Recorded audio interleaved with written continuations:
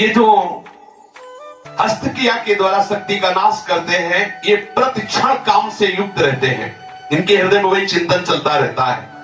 बालक अवस्था से लेकर के यौवन अवस्था तक देखिए आप, इनकी आंखों में देखिए न तेज होगा न इनकी गंभीरता होगी, बहुत चंचलता, निस्तेज आंखें होगी, चेहरा पीला पड़, जब देखो तो ऐसा लगता है कि शर्मिंदा हो रहे हैं, मुंह छिपा रहे हैं, ऐसा लगेगा।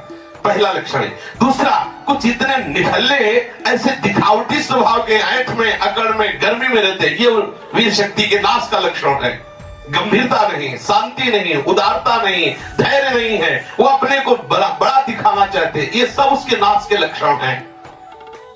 जिनका चेहरा आनंद में, देखते ही हृदय में आकर्षण, ये ब्रह्मचर्य का लक्षण है। चेहरा देखो तो उजड़ा हुआ दिखाई देता है, लगता है बिना रोते हुए भी रो रहे हैं, वो सब सिकुड़ गया चेहरा ऐसा, जैसे किसी घर में आग लगा दो इसके बाद दर्शन करो तो कैसा लगता है, वो ऐसे ही उसका चेहरा होता है जिसने अपने जीवन से खिलवाड़ किया है।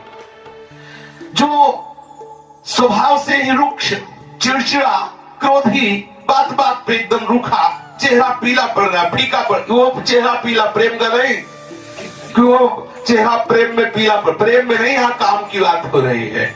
मुख पिया आई फिर गई, बदल गए तन रंग, ये प्रेम का लक्षण नहीं, ये काम के लक्षण की यहाँ बात हो रही। वो मुर्दा की तरह निस्तेज, खिन्न छिन्न ऐसे ही घूमता रहता, कोई लक्ष्य नहीं, कोई उद्देश्य नहीं, बात बात में आलस्य, बात बात में गुस्सा। जो गालों में बिना कोई गुलाबी कुछ लगाए जो गुलाबी दिखाई देती है वो ब्रह्मचर्य की होती है, और जिनके ब्रह्मचर्य क्षीण हो जाते हैं, झाई पड़ जाती है। देखो देखने में तो लगता है, क्योंकि बोले कितने को, बोले 18 के, 18 में तो उसकी दुर्गति हो रही, तो 28 और 48 में क्या होगा। जो काले दाग चेहरे में पड़ने लगते हैं, आंखें धसी नजर आती हैं, गाल पीले नजर आते हैं, नाक के आसपास काले काले दाग यहाँ ऐसे प्रकट हो जाते हैं, ये सब लक्षण हैं जो उन्होंने अपनी शक्ति का नाश कर दिया। जो इस वीर शक्ति का नाश करते हैं वो बिना बुढ़ापे के सारे लक्षण बुढ़ापे के उनमें होते हैं। कमर में दर्द है, चला नहीं जा रहा है, थोड़ी चढ़ाई में हांफने लगे, अब अवस्था कितनी, बोले 18 की। इस अवस्था में तो मतलब दिशाएं भी कांपे, वो अवस्था है, अब तो दिखाई नहीं देता कोई जवाल।